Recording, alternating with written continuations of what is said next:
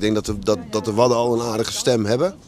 Maar in dit geval moeten wij als Waddengebied onze stem verheffen. Het Natura 2000 beheerplan dat in 2028 ingaan moet soe, liet daar weerstand op de Waadeilanden.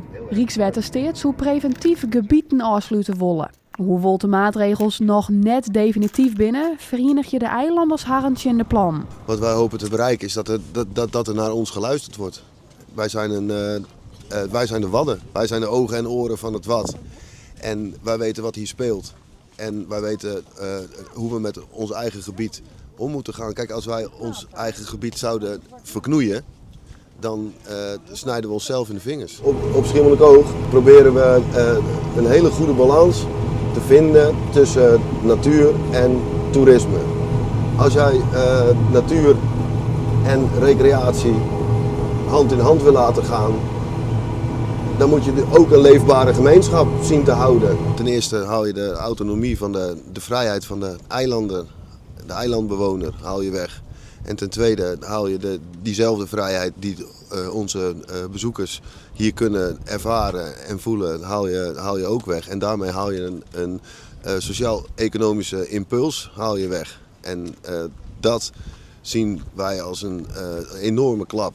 Onder meer Van Halm had in de gemeente Riet een moordje in de plan van Rijkswaterstaat. Benammen het opheffen van het cultuurhistorisch Kmeigebroek valt zwier.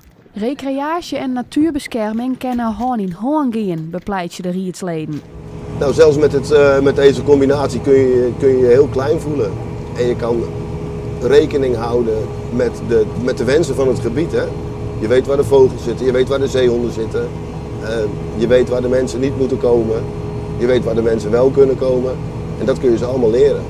Je blijft zo dicht mogelijk bij de zee en zo ver mogelijk van de groenstrook vandaan.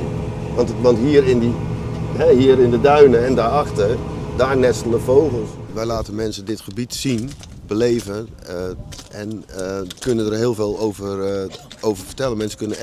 Mensen moeten weten wat ze beschermen. We zijn een kleine gemeenschap hier en wij verwerken 330.000 toeristen per jaar.